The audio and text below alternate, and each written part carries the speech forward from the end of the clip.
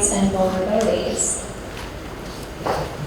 After World War II, the United States and its allies established the Bretton Woods system, opening up imports and helping countries rebuild. The U.S. at that time could handle unrestricted imports in the 1950s because the U.S. had by far the world's largest economy and was a manufacturing giant. However, over the last 60 years, the U.S.'s manufacturing base has largely collapsed, and globalization has resulted in stagnant wages and increasing costs for a large percentage of Americans.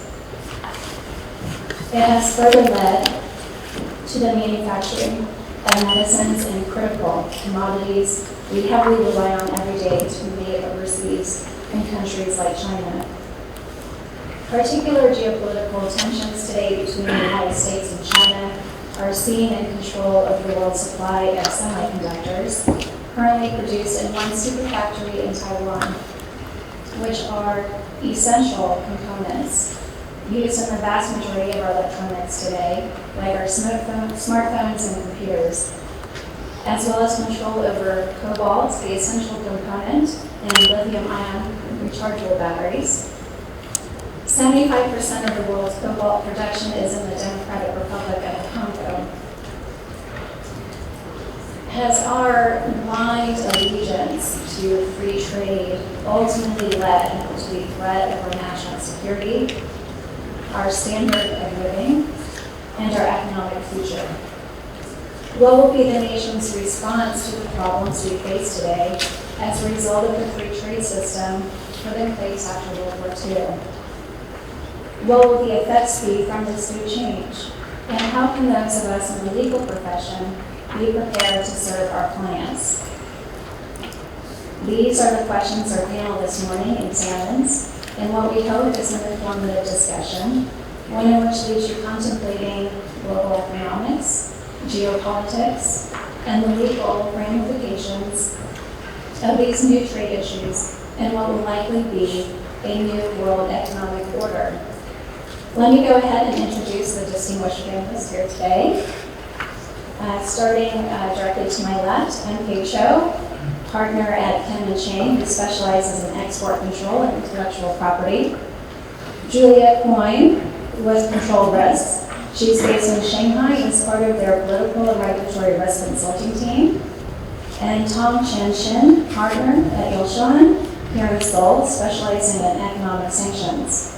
I am Eva Graham, partner at Woodhouse Law, with a focused practice area in business and human rights law. Before I begin, I'd like to mention that we will do a Q&A at the end for those who have questions and comments. And so I'll go ahead with question one for our panelists here today. Can you speak louder? Oh, thank you. Is that better? Okay, good. The elite tier of geopolitical strategists like Donald Kagan and Peter Zeihan have publicly stated that the post-World War II free trade-based system is breaking down and being replaced by a new economic order that will be much more tense and adversarial. Do you agree that this is happening? And if so, why is this happening now?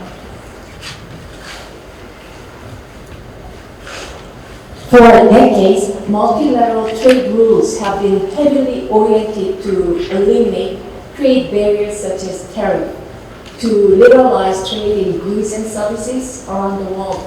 However, in the last 10 to 15 years, we observed that, especially since 2018, governments of the world have heavily focused or implemented their export restrictions.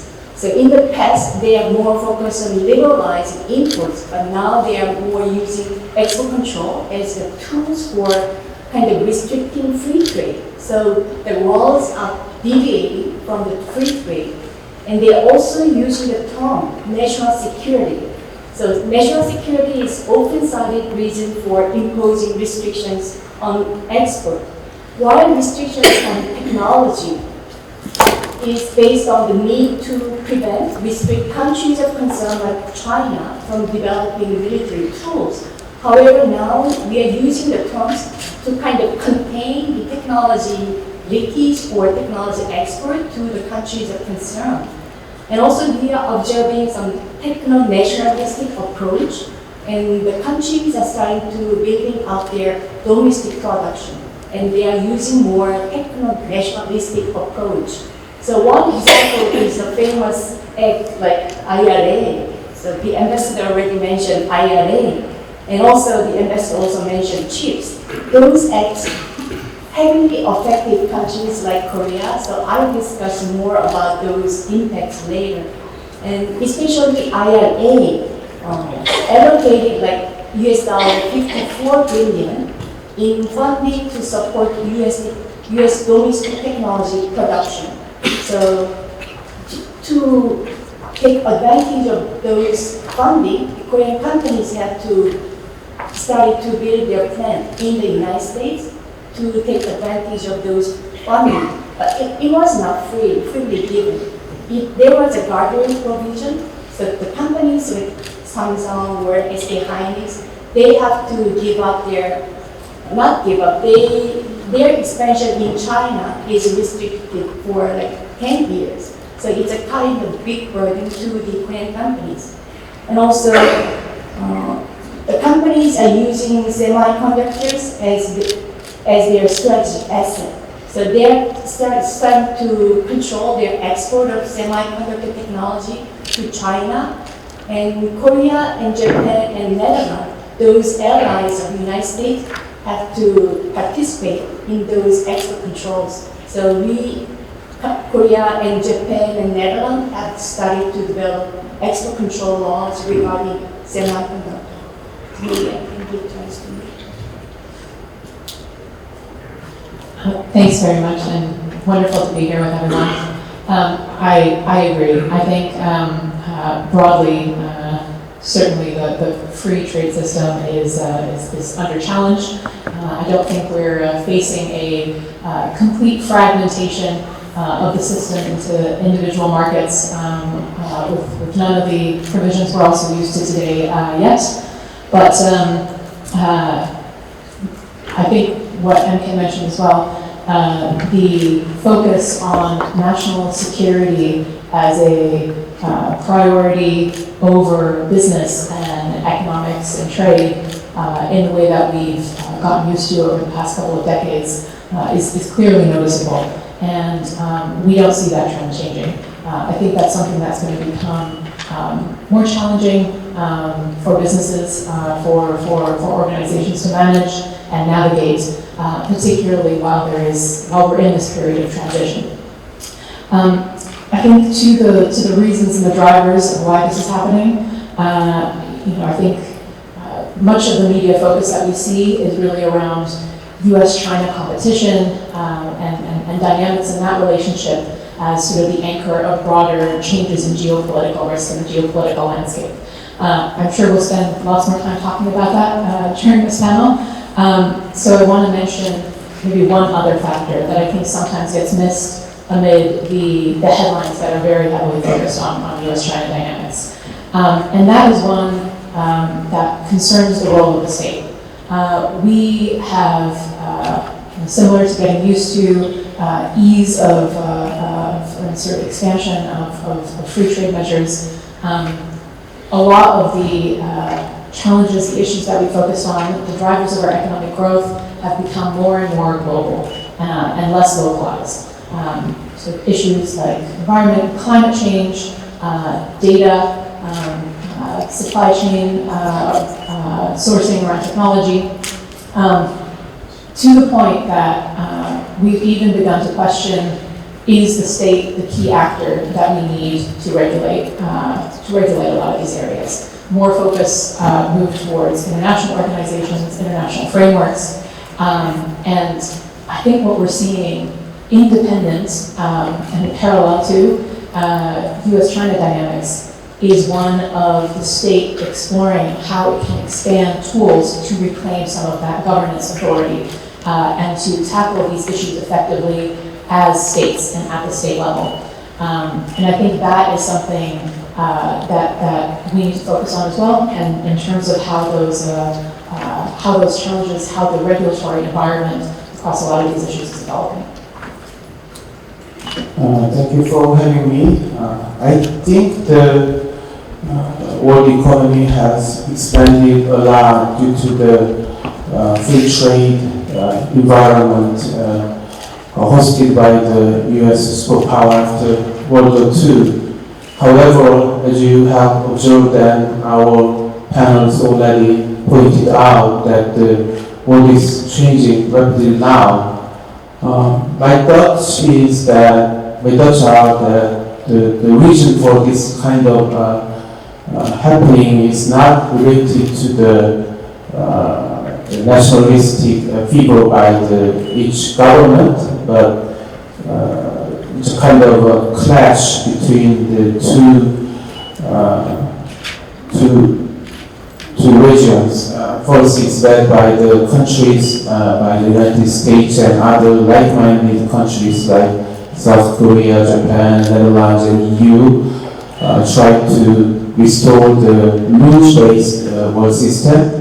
And on the other hand, there are countries like Russia, China, and North Korea, and even the terrorist organization like Hamas which try to abuse such kind of free trade system and impose their authoritarian characters into the world order. So it's really like I think the clash of the worldviews and viewpoints. One is to restore the world order, rules-based international trade system or the rule of law, and the other is to impose and take advantage of this free trade environment for their dictator towards and against its people. That was my observation. What kind of immediate economic effects could we expect from this? Maybe because most of the audience here are Koreans, maybe I can talk about impact on Korea first.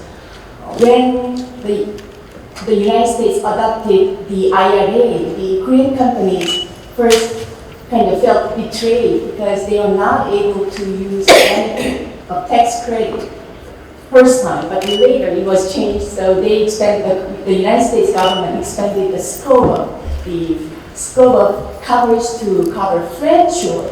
So the manufacturer in the allied country is covered. So the Korean companies, especially the battery for EV, had to build their plants in the United States or Canada. So they are starting to invest significant amount in the United States. And also another one, the CHIPS Act. So since they are no longer allowed to expand their facility in China, but for your information, like SK Hynix and Samsung, their semiconductor production in China occupies like almost 40% of their production. So the kind of not expanding their facility in China is a significant disadvantage to them because ultimately they may have to give up their plants in China, or they hope that they can utilize these Chinese plants quite for a long time under the kind of 1-year temporary exemption from the US export control. However, it's not guaranteed that how long that exemption will last. So the SK Hynix or Samsung is under risk with regard to the Chinese plant. And also Samsung is now building their new plant in Taylor, Texas. I heard that their investment in that factory is like $17 billion originally. Now it's increased to $25 billion US dollars. So it's a significant investment. It actually resulted in their profit this year. So their profit significantly decreased because of this R&D and investment cost. So it affected Korean companies significantly. So that is my observation. I think the both immediate, medium, and long-term impact is one of cost.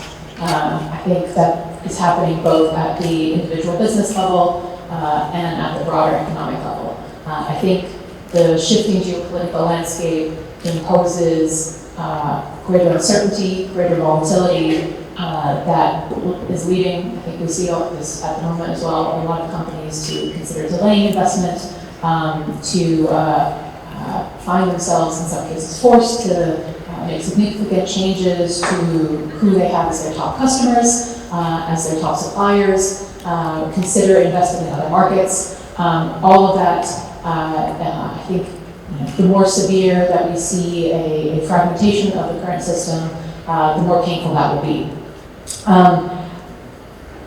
What we, being based in China, see a lot of, though it doesn't just apply there, is also how industrial policies and regulation are requiring increased localization of businesses. So this is one area I think where the cost factor is really, really prevalent.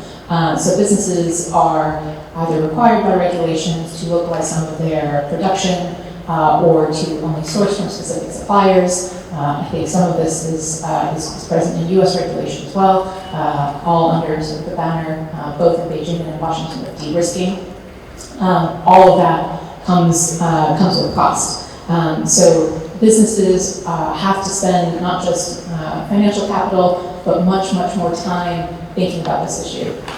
We see an incredible amount of requests of businesses, not just looking at very specific individual risks, but looking at how the overall landscape is going to affect their ability to continue operating in some of their top markets, to continue to do business with their top customers, and also whether they can be competitive in the markets that they have been successful in for a very long time. I think the other area where this is it's worth noting that this is going to affect cost dynamics is that it's not just in the countries that you see in the headlines, right? This is not just something that is going to affect US and China dynamics. More and more, we see companies very concerned about how this dynamic plays out in third markets, both in terms of the impact on currencies used, requirements for local relationships, sourcing used. All of this, again, affects really significant business planning for these companies, which investments you can make, how long those investments will remain viable, whether you can obtain your return on investment within that time frame, and so on. So what I would say here, because this is what we really discuss with a lot of companies who are a bit overwhelmed in terms of the breadth of this challenge, is that it's not getting any easier. You're going to keep having to spend much, much more time thinking about this, and it's going to affect each organization and each industry differently. Trusting the headlines is not the way that companies can do ensure ongoing compliance or risk management. They really need to do the bespoke self-assessment of their risk exposure in various markets to various changing regulations, because it's not going to get any easier in the coming years. And as my colleagues pointed out, as you know, after the close of the Cold War in the early 1990s and continuing to the 2000s, globalization was the mantra of the era. However, nowadays, you should not outsource everything to the cheapest available, regions for resources and technologies. You need to think about the friendshoring nowadays and the rules-based sourcing, I must say, for your resources and technologies and other components for your production. For example, if you import certain items from mainland China, but if that specific, components or resources are coming from, for example, Xinjiang Uyghur Autonomous Region, you must really check your supplier and whether they are compliant with the various Xinjiang Uyghur Autonomous sanctions by the US government. It could be, checked by the border of the US for not abiding by such kind of rigorous human rights regulations. And you cannot, for example, also import crude oil from, for example, Iran or Russia nowadays. Even if they are the cheapest oils in the market, you should comply with the Iran sanctions and Russia sanctions to do that.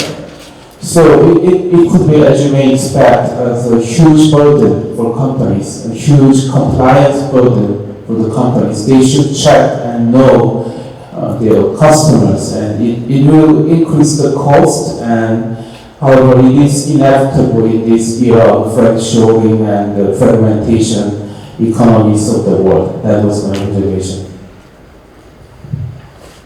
Following up on what you just mentioned, are there particularly sensitive flashpoints where tensions between major players like the United States and China in particular will play out?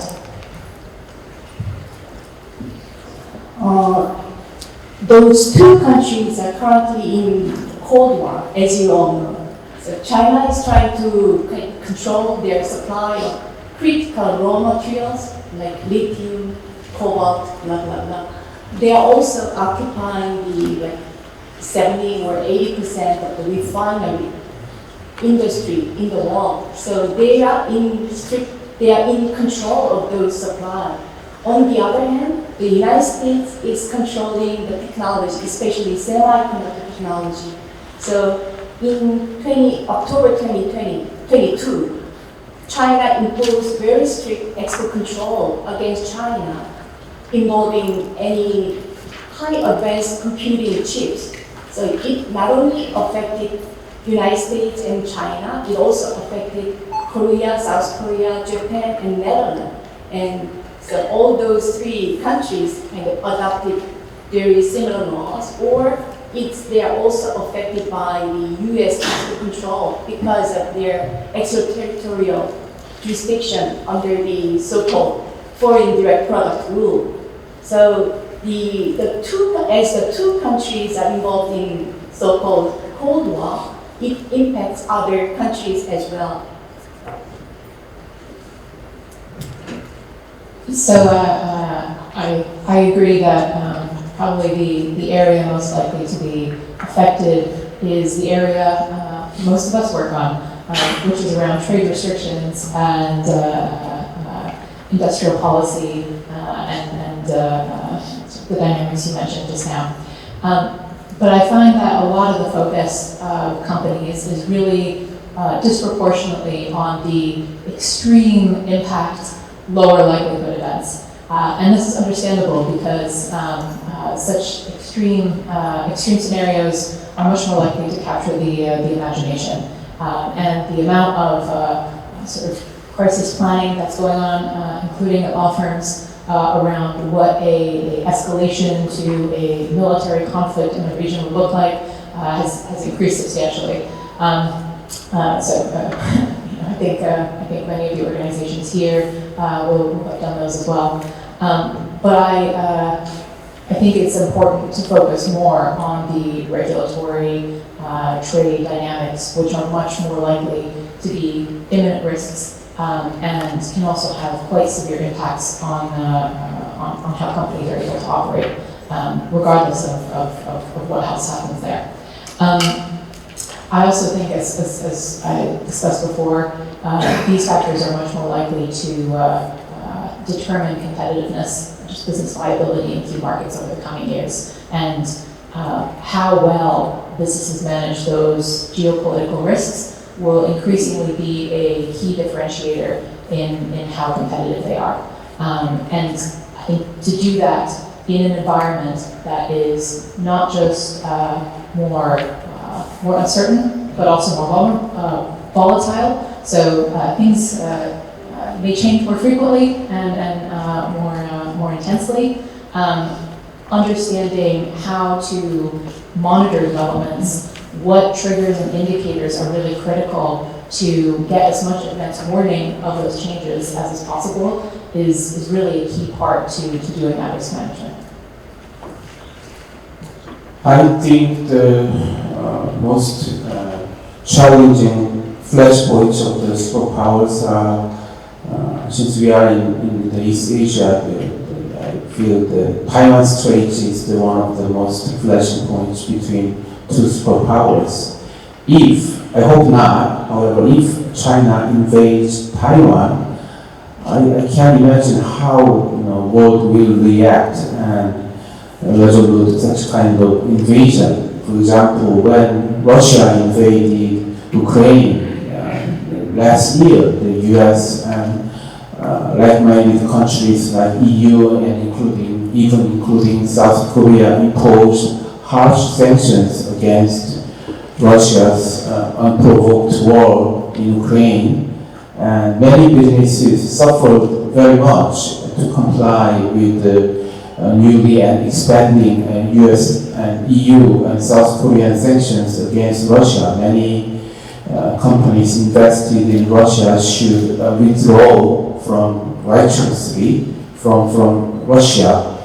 And the magnitude of the sanctions-related works have increased a lot because of that newly expanded Russian sanctions. However, if China really invades Taiwan, then the expected sanctions level and the reactions is much larger and greater and great challenges to the countries around the world and particularly in this region. So those are the things that we should be very much careful, and especially our clients should be prepared for the contingency plans if that happens. Wonderful. What skill sets and capabilities do you believe the legal profession will need in order to best serve clients in this type of environment? As you can see, because more and more restrictions are implemented by the countries regarding export control and also sanctions, and also even in foreign direct investment and outbound investment as well, they claim like national security issues.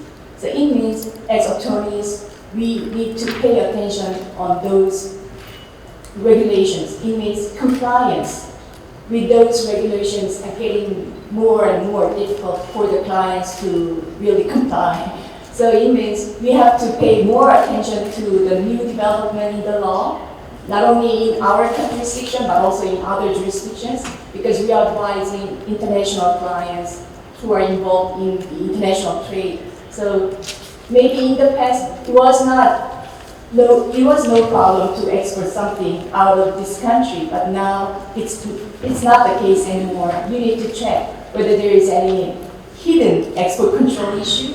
And also, if you were investing in other countries, maybe it was no issue before, but now many countries, including South Korea, United States, and also various countries in the EU, they all adopted so-called national security review system for foreign direct investment. So investing capital in certain country or exporting certain goods out of this country, you need to check. So checking or conducting due diligence became more necessary. I think that there is an opportunity for all of us to do more client assistance. Well, first of all, my compliments to everyone who chose a trade law specialization for your job security over the coming years. I would expand on what MK already said, which is a thriving around ambiguity. I think in so much of the work that we do supporting law firms in this area as well, we see it's no longer just about are you able to export or trade or do business with? Yes, no. It's not a standard compliance check.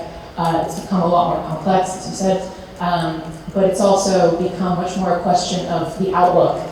If you're about to start a 5-year project, will you still be able to do business with all of the business partners you're planning to work with at the end of that project?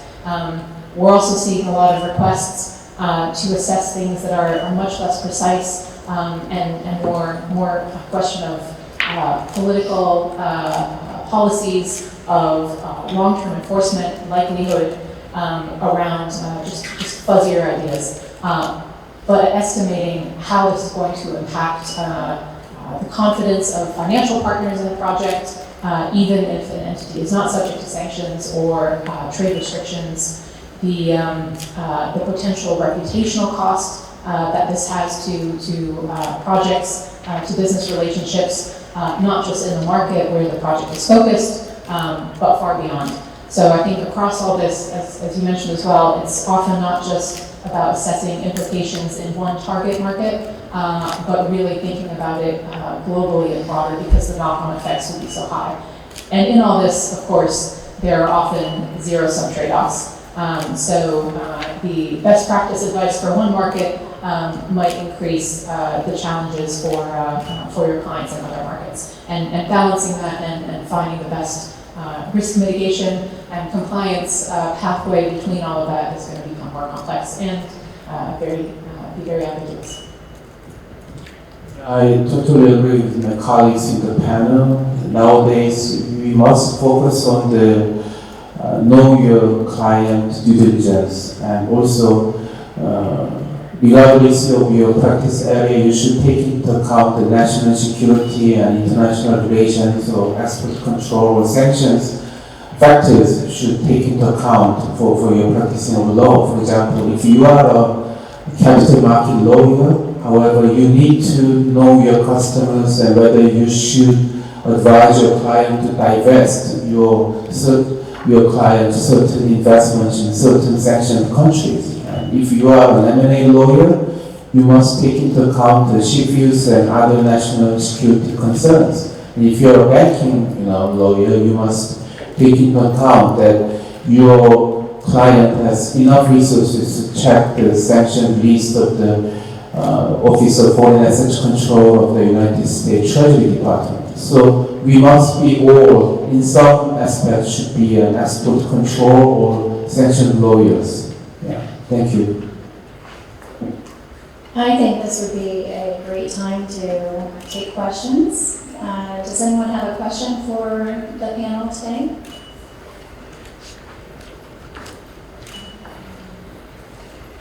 Okay, so question. I'm going to walk over to you with the microphone.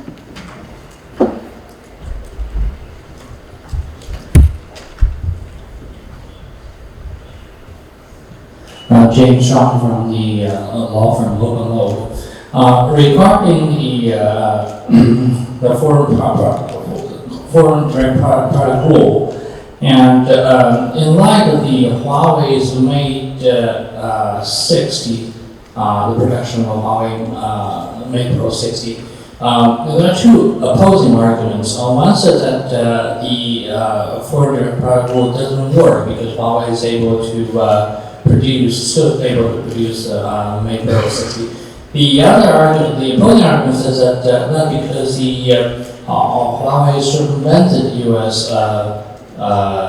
Regulation, that is, the foreign companies are trying to use a loophole in the DOC regulations and enable Huawei to produce Mate Pro 60. What are your comments, or which arguments are correct?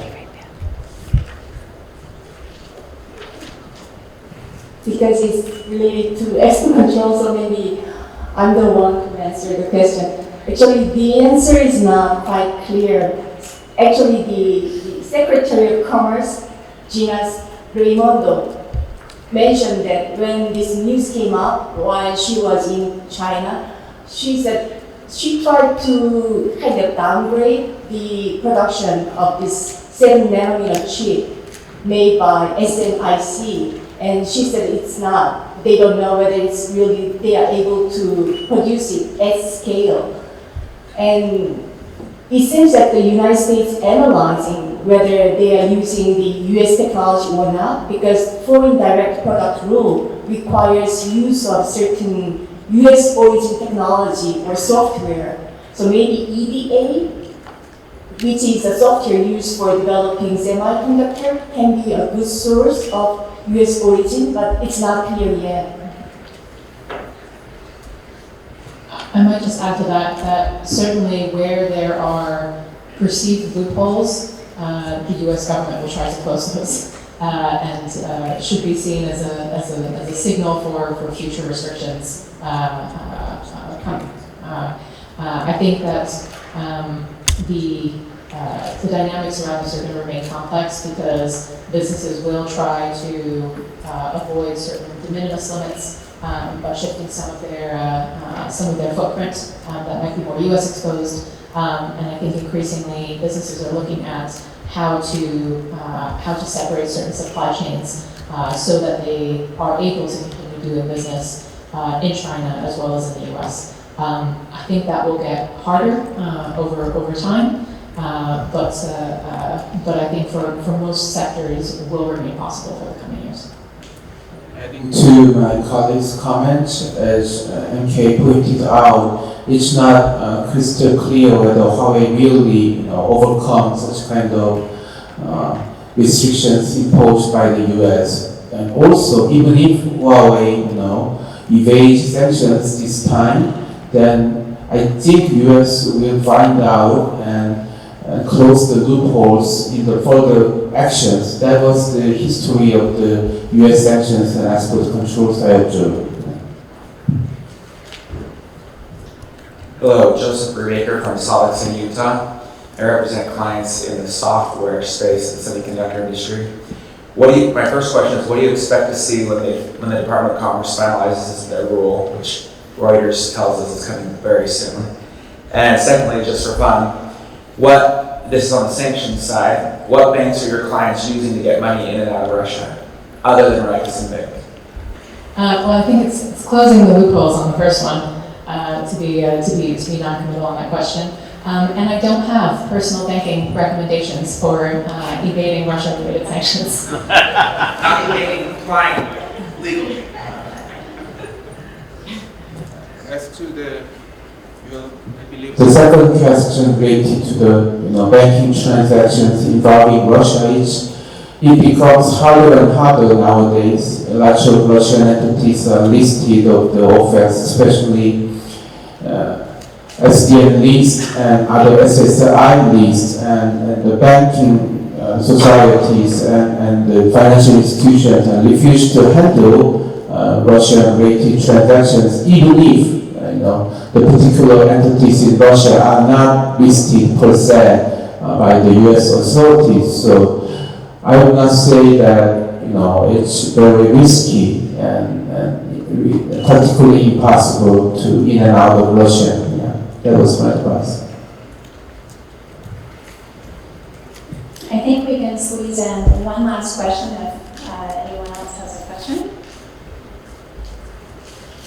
Okay, all right.